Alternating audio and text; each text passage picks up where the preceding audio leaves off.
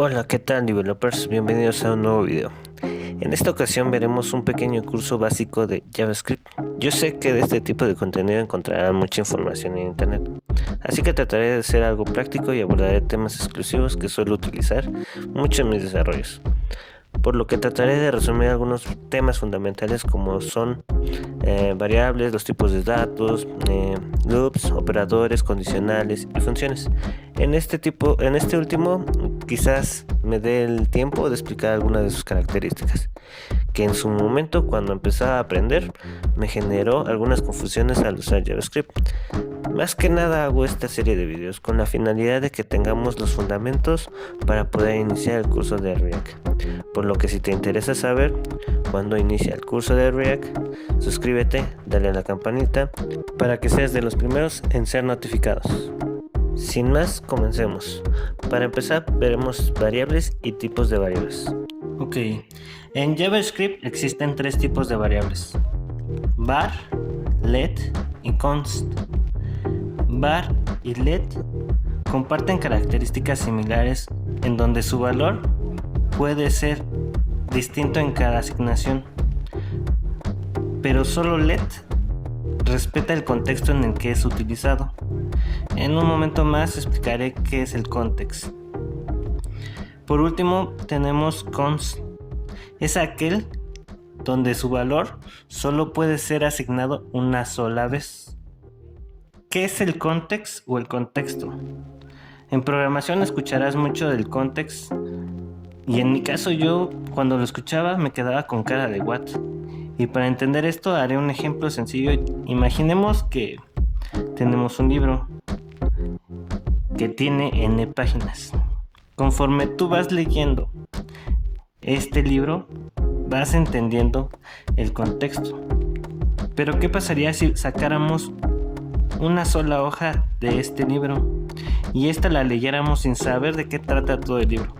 Básicamente no entenderíamos nada y ocurriría un error en la información. Tomando esto como premisa, podemos decir que las variables de tipo let declaradas dentro de un contexto, llámese función, esta solo será entendida dentro de la misma. Por lo contrario de las variables tipo var, estas hacen algo muy distinto, porque estas logran ser entendidas dentro y fuera del contexto. Función es raro, ¿verdad? Bueno, en esto es parte de las cosas que me hacían confusión, pero creo que ya entendiendo esto lo demás es más fácil. Porque no sé si ustedes han tenido la oportunidad de ver código en JavaScript, y en mucho código encontrarán la famosa palabra this, que no es otra cosa que hace referencia al contexto donde fue llamado. Pero esto lo iremos viendo en próximos videos con más calma. Por el momento nos quedamos con esto. Ok, aquí tengo dos funciones, una que se llama fnvar y una función que se llama fnlet.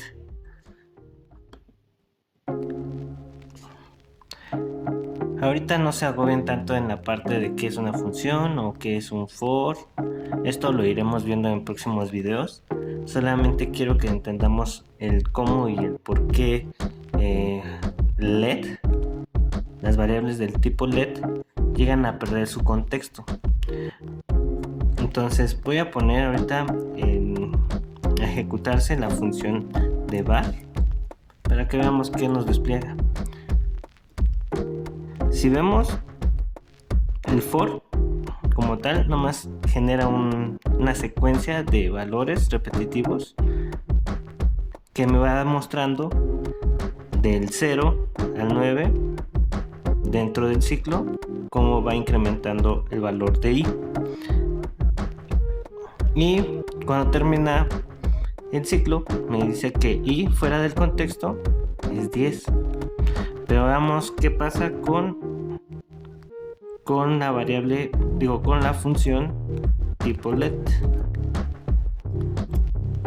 Me vuelve a hacer un ciclo, pero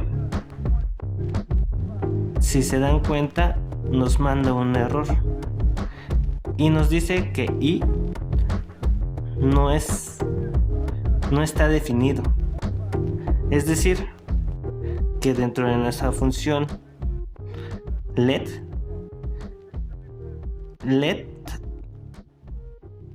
La variable i no existe fuera de un ciclo que es for. Espero que esto haya ayudado un poco a entender las diferencias entre var y let. Hasta aquí el video de hoy. Espero que haya sido de su agrado, developers. Así que no olvides suscribirte, darle like. Nos vemos.